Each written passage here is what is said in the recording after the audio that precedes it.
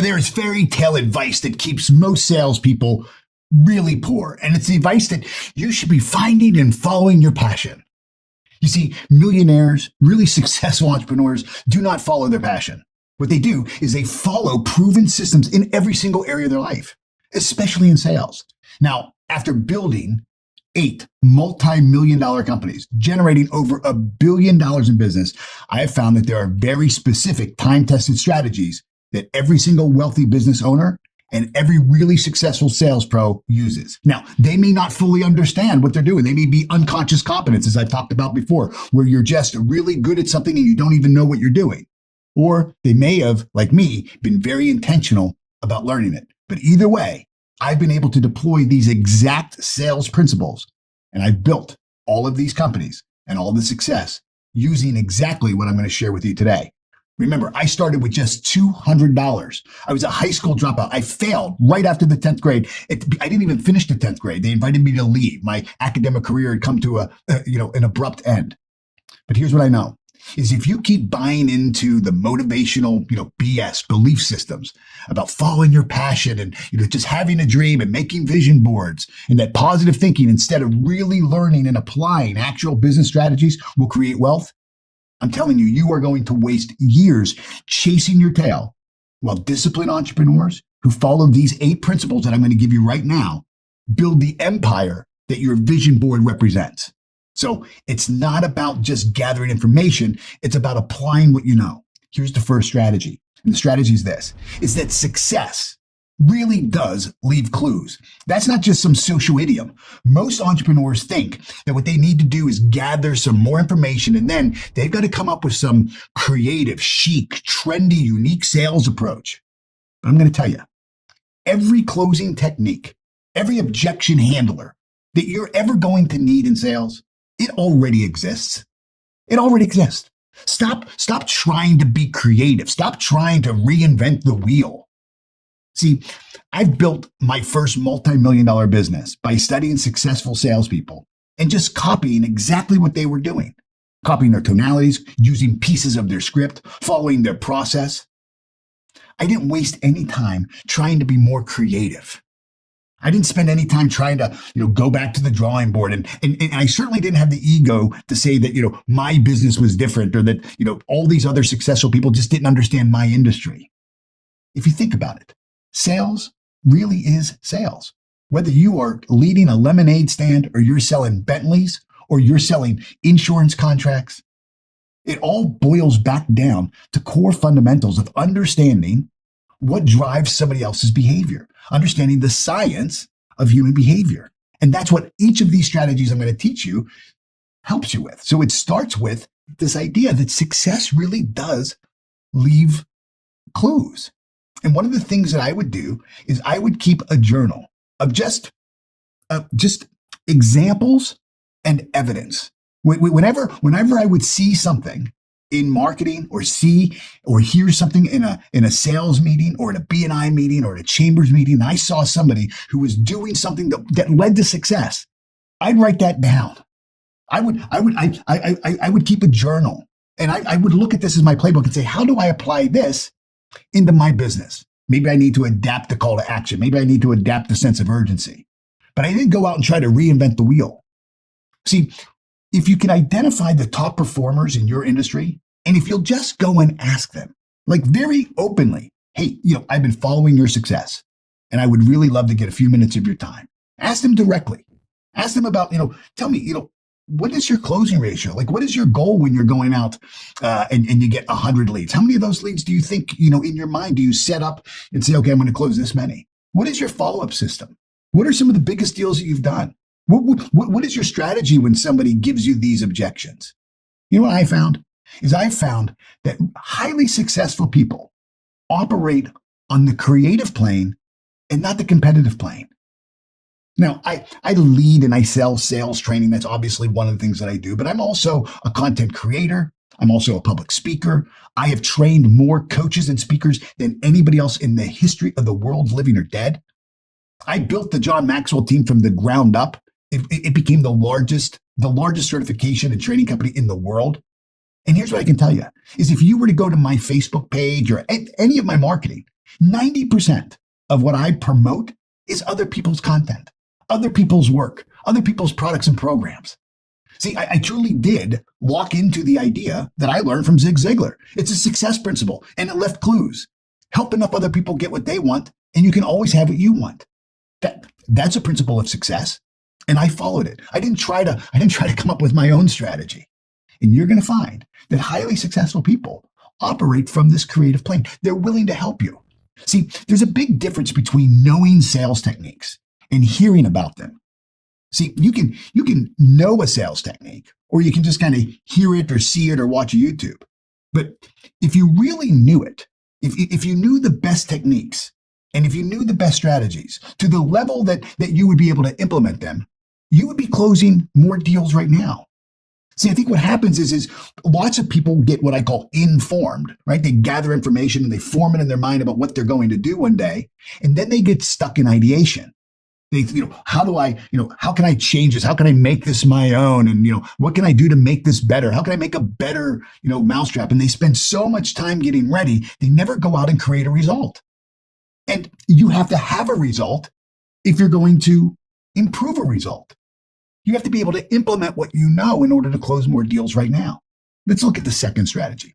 And the second strategy kind of ties in closely to the first one, but it's different. The first strategy is recognizing that success leaves clues. And don't go out and try to find, more and different and be creative. It's like find something that somebody else is doing, sit down, ask them to help you. 9 times out of 10, they're going to help you. And then do what they've shown you to do. And as you grow yourself and your business, when you see other success strategies, keep an evidence book. Keep a book that success leaves clue book. Here's strategy number 2 is be simple, not smart. Be simple, not smart. In other words, don't wait to master, every single methodology. Don't try to master every single technique. In my course, as an example, I teach 9 tonalities. There's 9 tonalities. I don't want you to wait till you master 9 tonalities before you go out there and start to use the first one. As a matter of fact, in our course, we say, look, here's the first one. Just use this one for the next month. Just apply that one principle and notice the change. Notice the change not only in yourself and your confidence in the level of certainty you have, but also notice the change in your results.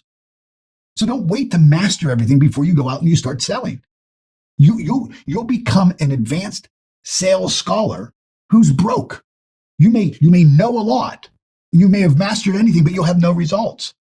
So while you're trying to get smart, there's somebody, the other salesperson who's just trying to keep it simple, trying to take one thing, get the basic understanding of it, and then go out and hone the skill by actually doing the practice. You're going to see that simple salesperson go out and get rich, while the person who's trying to be smart stays broke. See, in my cleaning business, there were really only 2 business activities that I cared about. And that was me cleaning an office, scrubbing the floors, polishing the marble, steam cleaning the carpet. In other words, delivering the services that I had already promised, delivering the services that were already sold. The second most important activity was asking someone if I could clean their office. See, everything else is just a distraction. The 2 most valuable assets that my company had was a sold deal that needed to be completed to generate revenue and a lead that would generate a contract that would lead to revenue. Those were the 2 most important things. And that's what I focused my time on. Operations to make sure that we could efficiently clean offices, that we could be as effective and as efficient at cleaning offices as McDonald's was about making hamburgers, that we had a system so that when somebody said yes, we could put them in the top of the system and we could deliver and extract value. See, you have to find what are your core sales activities. Like, what are the few things that get you the sale result you want and that only you can do? And then you do those things.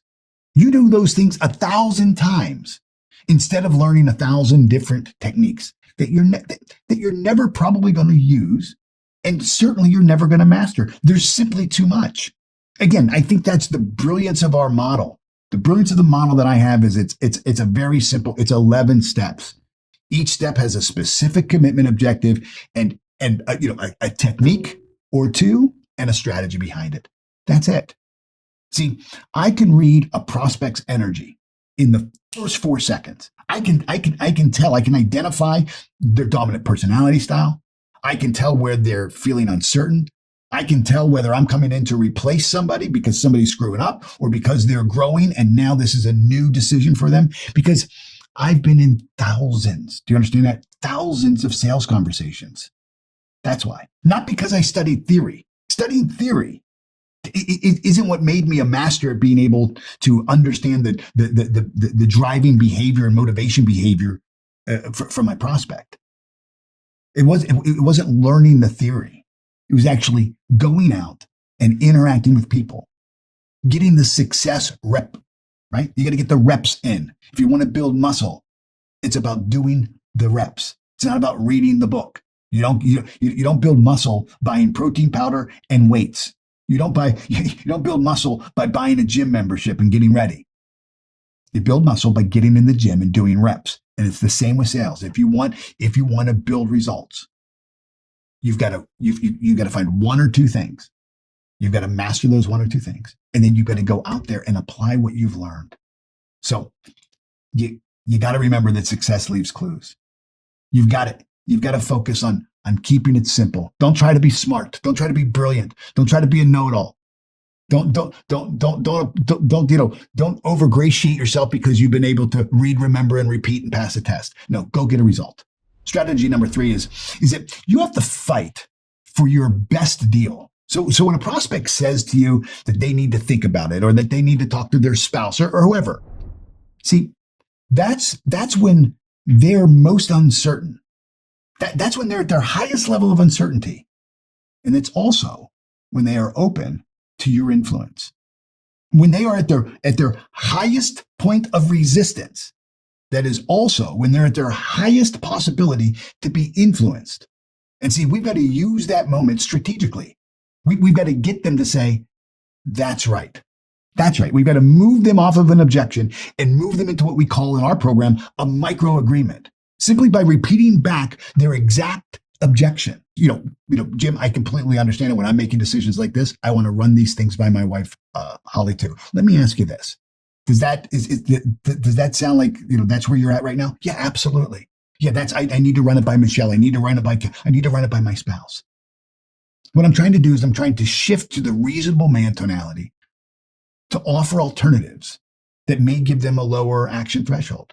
So I give them an out. I said, Jim, look, I understand when I'm making decisions like this, I also want to run things by my wife, Holly. I completely not only understand it, I value it and I get it. Let me ask you this. Of everything that I shared, does the program make sense? Like, do you like the idea? Like, in other words, your wife's opinion aside, do you like the idea? See, the lower action threshold here is not me asking them to make some big commitment. I'm just asking them, do you like this? Does what I presented you, does it make sense to you? And do you like it? I honestly don't think, I always say 99% of the time, they're going to say yes. I honestly don't think I've ever had anybody say, no, I don't like the idea. Because if they didn't like the idea, they wouldn't be telling me that they need to run it by their wife. They'd give me a different objection. They'd say, well, now, you know what, this isn't a fit. That's the different objection they would give me. But when they tell me that they want to run it by their wife, or they need to run it by the board, or they need to run it by the candlestick maker, the baker, or the shoemaker, whoever they need to get approval from, they're telling me that the idea they like. They're telling me that the idea is good. They're telling me that it makes some sense to them. That's all I'm looking for. I'm looking to move them off of a no and into an agreement. And in this case, an agreement that they like the idea, that it makes sense. So, I'm not trying to overcome their objection, but instead what I'm trying to do is just deflect their objection, because I understand the objection isn't really the problem. The problem is their level of uncertainty. The objection is just a smokescreen for them not knowing to say the words, Paul, right now, I'm uncertain if you're the right person. To be frank with you, I'm not sure that you're the person that, can get this deal across the line. I'm not sure that your product is right. I'm not sure that your company, somewhere they're uncertain. And so what they're telling me, instead of, being direct and honest, Or, it's not that they're being dishonest. They may not even register. They may not even know that it's uncertainty that's driving them. It's just there's something not right. Intuitively, they recognize and they just think, I want to hit the pause button. I'm not sure about this. Let me run it by my wife. Let me run it by the board. That's what they're saying. So objections are just smoke screens for their level of uncertainty. They're not the real barriers to the sale in the first place. And so what I've learned is that I can take what feels like a no in that moment when they're at their highest level of uncertainty. I can take that no and I can turn it into a not now. A not now. I'll take a not now over a no any day of the week. Not now, there's still life. It tells me, okay, when they say not now, that tells me, okay, you're still willing to communicate with me. Your mind is still open to the idea, and I can still use principles of influence to maybe move you from not now to okay. Yeah, let's take a look at this now. So you can turn a no into a not now by using a specific follow-up date. I see. I've closed more deals in the follow-up than I've ever closed in that initial presentation, because my sales strategy isn't ABC, always be closing. I'm not going into that deal trying to beat the other person or get the deal. I'm trying to advance the conversation to remove all uncertainty so that when they do make the decision, they don't regret the decision. It's not coming back for a refund. They're not going to ask for their money back. They're not going to not know what they bought. They're not going to feel overwhelmed. So before I dive deeper into the next 5 strategies that really separate million-dollar entrepreneurs and sales professionals from everybody else, I want to make sure that you can actually implement what I'm teaching you. Again, I am not attached to you learning things. I'm attached to you doing things that change your results. So most people will watch videos like this. They get excited about a couple of the concepts. Maybe they'll write down the language pattern that I just shared as an example. But the next day, they're not out using it. They never take action because they don't have kind of a step-by-step strategy that drives a system. So I've created the $8 million sales strategy checklist. It's a complete roadmap that breaks down each strategy with specific action steps and an implementation timeline for you to be able to track all of your progress and apply all that I'm teaching you right now to your own sales process. See, I want you to think about what I'm sharing with you is a glove, and your company, your offering, your skill set is the hand. We would never change the structure of the hand in order to fit the glove. We're going to mold the glove to the hand. We're going to make sure that the strategy fits you. This isn't theory. It's the exact same strategies that I've used to build 5 multi-million-dollar companies generating over $1 billion. And again, I've done that as a high school dropout who started with nothing, absolutely nothing. When I started, I was living in an apartment with 5 guys and 2-bedroom apartment. We weren't living together because we liked each other. We were living together because none of us could have paid the rental without the other 4. And so what I've done is I've organized what I've learned into a system that you can follow week by week. So the link is right there in the description below. So I'm going to do something that nobody on YouTube ever tells you to do. I want you to stop playing the video, press pause, and I want you to click the link to download the guide while you're thinking about it. And then I want you to come back and let's finish the video. When you have the complete roadmap, everything I'm about to teach you in the remaining strategies will be much more powerful and useful because you'll know exactly how to put it together into your own business, into your own sales strategy. So let's dive into strategy now, number 4. We're halfway there. Most importantly, you want to understand strategy number 4 is that people, not things, people are your most important asset. Now, there's lots of companies that talk a big game about how people are their most important asset. But if you look at their profit and loss statement, if you look at their general ledger, if you look at their, if you look at their chart of accounts and where they spend money, it doesn't show up there. See, your sales team are revenue generating assets. Your sales team is not a cost center. And I don't understand why companies do it. I don't understand why companies look at sales and all the money they're spending in commissions and think that the way they're going to save money is by cutting commission, when the commissions are reflective of the income coming into the company. I just don't understand it. See, we want to start understanding that people like you are your most appreciating asset. Appreciating assets in a business is what makes you money. So I want you to share your sales numbers and share your goals with everyone. When I'm running a company, I make sure that every single week, the sales report, the income that came in goes out to every single person. Shipping, fulfillment, marketing, admin, operations. Everybody in the company knows the score. Everybody on the team knows the score. You can't talk team and not show everybody the scoreboard. Your team can't hit targets they can't see. Imagine if you were, watching an American football game and the team that's on, offense can't see the score. They don't know what down it is. They don't know how many yards they've got to get to the first down because they can't see the numbers. They can't see what's being measured. They can't see the current results. So they can't adjust their play. If you can't see it, how can you manage it? See, we're talking about building accountability through transparency. We're also letting everybody else in the company know that their income comes as a direct result of sales. Nothing happens in a company until somebody sells something. Your top salespeople always have options. Always have options. I have been in business. I started my first company, At Your Service Commercial Cleaning Company, March 22nd, 1988. So I've been in business, 35 years or longer. Again, like I said, I've built 5 multi-million-dollar companies. I've generated over $1 billion in sales doing that. I have been through 6 really deep recessions in that period of time.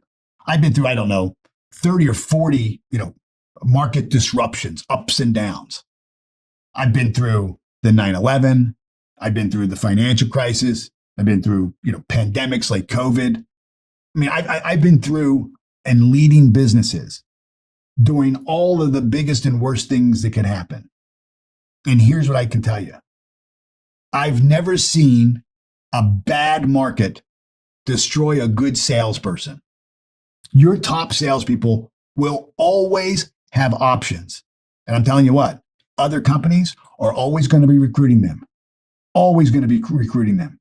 And so if you are in sales, you should be very aware of the law of compensation.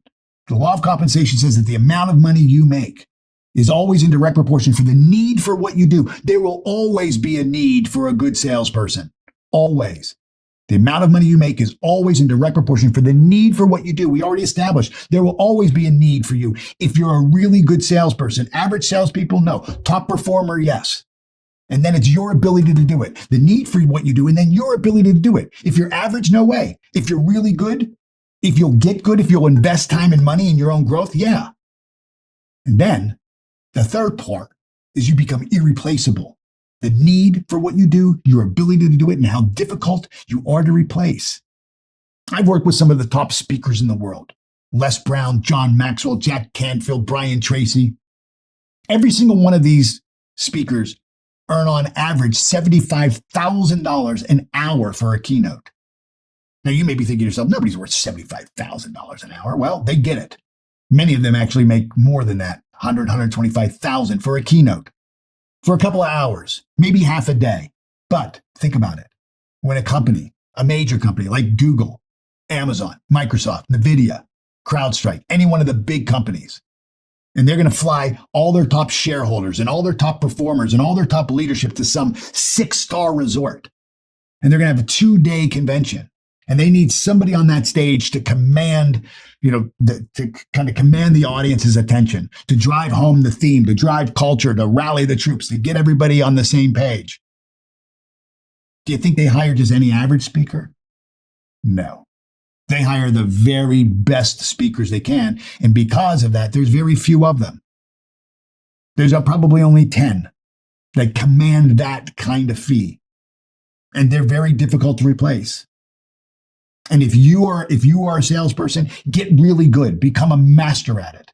Get into this program that I'm talking about. Jump into my program. Sharpen your saw. And remember, you don't got to get sick to get better. You may be doing really well right now. But I can tell you this, I live in a 7,000 square foot home, and the biggest room in my house is the room for improvement. I know I can always get better, and I'm always looking for an edge to get better. True winners always are. And so if you're a top performer, keep growing. And if you're not a top performer, get good. Get serious about it. And if you're a leader of a team, if you're a leader of an organization, you should recognize that your top performers always have options. You have to treat your top performers like they are profit generators. Or I'm going to tell you what, you're going to lose into the competition. The 80-20 rule in sales is this: 20% of your salespeople will generate 80% of the revenue for your company. So spend 80% of your coaching time. Spend 80% of your training investment with that top 20% of your performers. Let's look at strategy number 5. And this one, I'll tell you what, requires that you get your ego out of the way. And it's this: if you look at really successful people, they are not attached to being right. They are attached to getting it right. That's what they're attached to. They're attached to getting it right. So the principle is best idea wins. Most sales managers will kill great ideas brought in from the field. They'll kill those ideas because it wasn't their idea. Most sales managers kill great ideas by sharing their approach first. Their idea. And they drive and expect the team to kind of take their idea first instead of really listening to the team. And what happens is the team just kind of listens to what the manager says because the manager is going to share their ideas first. And so the rest of the team doesn't want to go up against the manager. And so instead, your team just kind of copies the manager's idea. The manager's in the office. The manager's not knocking on 100 doors a day. The manager's not picking up the phone and talking to people every single day. The manager doesn't have their pulse on the market like the person on the phone does. But the manager will come out and say, well, you should do this and you should do this. And it shuts down the rest of the team from even sharing their ideas. And so what you have is you've got a team that copies instead of a team that innovates. Look, you want to create systems for yourself and for your sales team where you share what's working, like really honest.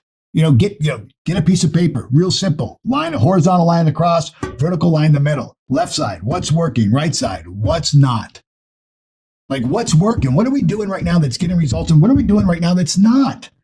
Have a weekly win session where everybody brings their best objection handling strategy, their best closing story. See, the difference between my way works and that's right, that works, is ego. See, my way works. You're going to be my way versus, you know what? That way works. That way works too. Here's what I found is there's no such thing as, the way. There's multiple ways. And I think, again, it's our ego that kills sales innovation every single time. But if we can recognize in ourselves and in our team really good ideas, and we're willing to look at those and measure the implementation of them and give them an honest go, what we're doing is we're creating a culture that says we're a culture of growth. We're a culture of learning. So don't insist that your sales your process is perfect. Focus on getting the very best results. And I'm going to tell you, some of your newest reps, the gal or guy who just joined your team, they might have a technique that could double your closing ratio. You don't know. We want to silence the person because, don't speak because you don't have any experience. No, but you know what? Sometimes you can't see the picture when you're in the frame. Sometimes you're too close to it. Sometimes having an outsider's perspective is really important. It's one of the services that I provide. One of the services I provide is I be a mystery shopper. I come in as a lead. Your salesperson doesn't know it. And I go through the entire process and I experience what your prospects are experiencing. Like if you're an entrepreneur and you haven't gone through your own sales funnel, you're missing it.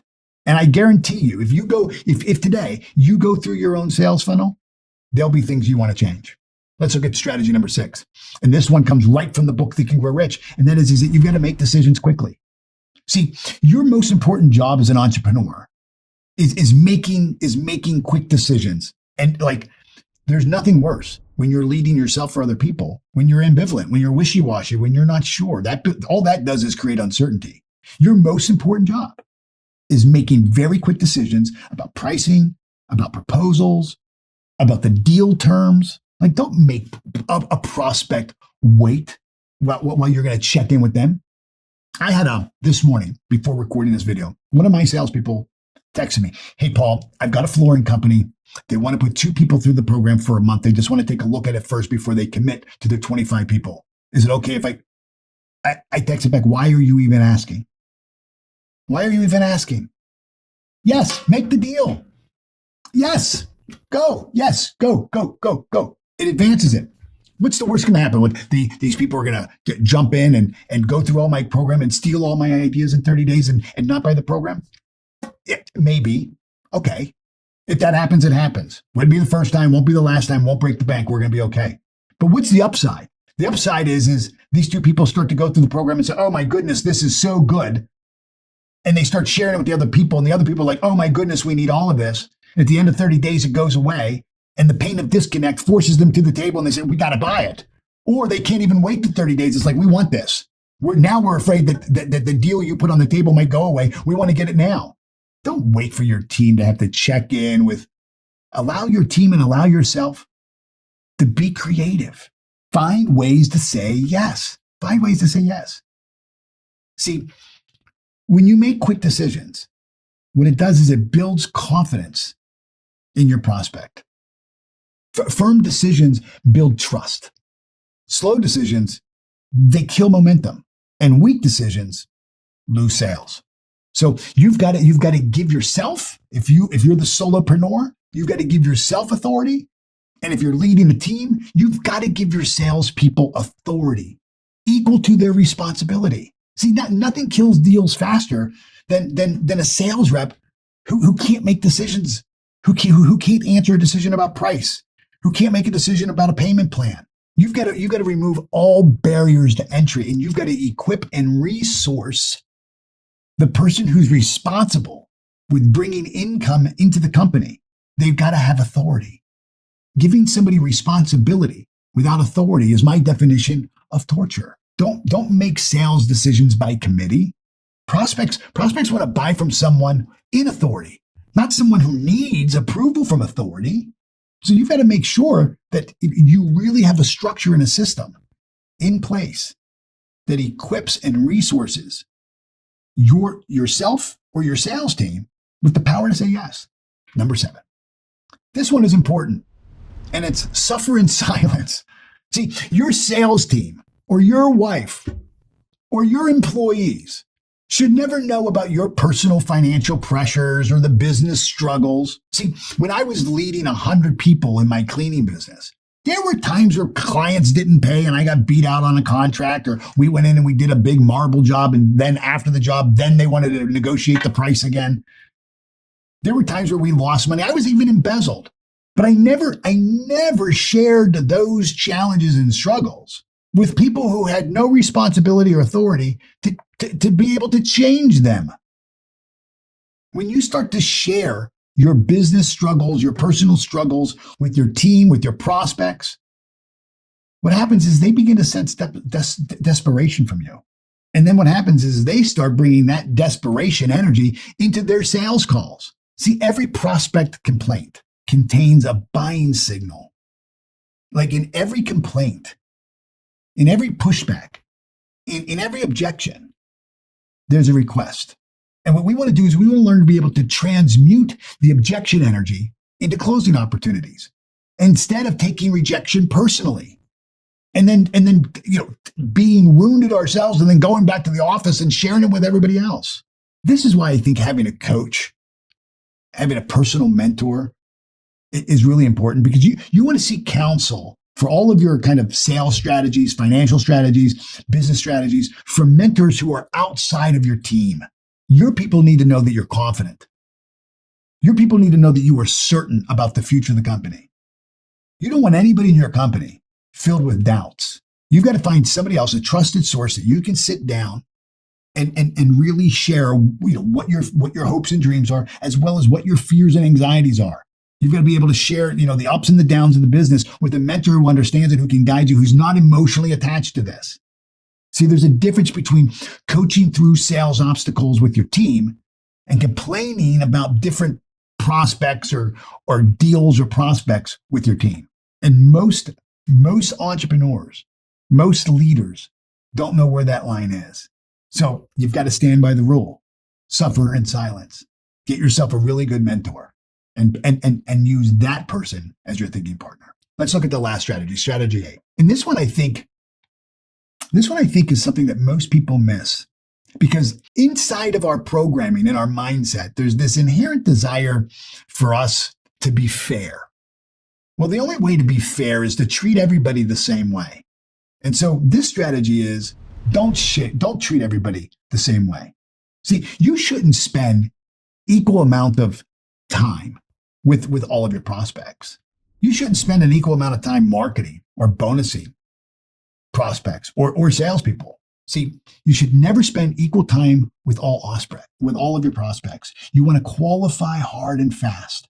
And then what you want to do is you want to invest your energy into the buyers who can actually make decisions and who can afford your solution. Why would you spend any time talking to somebody who you know doesn't qualify, who either can't make the decision or can't afford to make the decision? So there's a principle that I teach called pruning. And what you've got to do is you've got to prune your sales pipeline regularly. I cannot tell you the number of times when I'm, mentoring or coaching salespeople, and they'll come to me about this deal, and they're so attached to this deal. They've been working it for 3 months, and it's just like, they put me off, and they got this objection. They've made me jump to this. Why are you working so hard for this one deal? Cut them loose. Cut out prospects who waste your time. Your best prospects and truly your best clients always have other options. They have other opportunities. They all do. And so you've got alternatives. You've got other opportunities too. It's not like, your prospect holds all the cards, like, they can go to anybody and you're just stuck with them. You don't have any other leads. See, one of the things that happened in my cleaning business, and it changed everything, was that I realized, every year the yellow pages would come out, the telephone book. The telephone book here in Palm Beach County used to be that thick. I can remember when it was telephone book month. October is when they would bring out the new telephone book. It was the worst month in the cleaning business because everybody was throwing away these big, heavy, heavy telephone books. You clean an office with 200 people. That's a lot of heavy trash. But it hit me one day. There's like 1 million companies listed in here. Everything from, accountants to zoologists, right? From A to Z. But there wasn't a book this thick of potential employees. There wasn't a book this thick that I could go to if I wanted to replace somebody or hire a new manager or hire a new cleaner. There wasn't a book that says, here's a book of 1 million people who, don't take drugs, don't show up late, don't steal, will take on the responsibility for keys and alarm codes. And that's when I realized my internal customer was much more important to me than my external customer. And so when a client would call in and complain about the service, I wouldn't just immediately default to thinking that my crew was wrong. Oftentimes, when I would look at the scope of work and say, well, hold on, what you're complaining about on the scope of work is something we do quarterly. We're in the middle of a quarter. Sorry. If you want to change the scope of work, we can change the scope of work. Otherwise, you've got to give us an appearance allowance. I'm not going to, rail out on my guys or fire my guys, because my employees could go anywhere else to work. They could go work for UPS at night. They could go work for the post office at night. They could do all kinds of other. They could go be in security, probably make more money.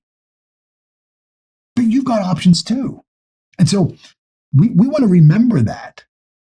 We want to remember that we don't want to be bullied. So what we want to do is we want to reward what you want to duplicate. Like what behavior do you want to duplicate in the sales process? That's the behavior you want to reward. If you give them all the same attention, then why should somebody stick out? Why should a salesperson, go out and perform better? And it's the same with your prospects. If you treat a prospect who's really engaged in the process, is really asking thoughtful questions, is returning your call, is fair in the process. If you treat them the same way you do all the other, tire kickers, you know what you do? You end up attracting more tire kickers. Get rid of the tire kickers, prune them out. When you've got leads that are wasting your sales people's time, empower your salespeople to cut them loose and send them back to marketing. Put them back on a nurturing campaign. But to expect your salespeople to treat every lead the same and work them doggedly, they can't. Your sales team needs to have the responsibility and the authority to say no and cut them loose. This lead is not ready. They're at too high of a level of uncertainty. I'm not going to be able to build that certainty in the sales process. We need to market to them. They need to go into a nurturing campaign, and then I'll spend time with them. See, if you haven't downloaded yet the resource I've given you, the $8 million sales strategies, right? Then you need to grab it right now. You need these 8 understandings, and you need to be able to apply them into your business. Take one a week. Now, there's a link right there in the description. And here's what's going to happen. If you don't get this guide, and if you don't start implementing these strategies, you're going to watch this video. You're going to feel motivated for about 24 hours. And then you're going to go right back to doing the same things that have kept you stuck at your current level of income. You don't want that, and I don't want that. 6 months from now, you'll still be struggling with the same sales strategies. And what you'll do is you'll be watching, other salespeople and other entrepreneurs pass you by. Well, you wonder, why can't you get a break? But if you'll download this resource that I'm giving to you, if you'll use this checklist and you'll follow it week by week, and you'll just follow and just practice implementing a plan, you're going to see that you've got a proven roadmap that, I'm telling you, it has already created millions in revenue in my business and countless number of my clients. So don't let this be another video that you watch without taking action. The second thing I want you to do is I want you to watch my video called Close More Deals. Persistence pays off in sales. And in that video, where I'm talking about closing more deals and how persistence pays off in sales, what I'm going to do is I'm going to reveal why most salespeople are actually destroying their results when they think that they're being persistent. I'm going to show you that the real principle of persistence from the book Think and Grow Rich, how it operates, and how you maintain your energy signature at the frequency of success instead of just trying to work harder and burning out all of your prospects. This is the foundation that makes everything else work. So don't skip by it. This is the process. This is the growth path. So click on the link in the description below, download the guide, and right now you should be seeing pop up on your screen or to the right of your screen or left of your screen the video that I have on how persistence pays off. That's the next video to watch. Watch it right now.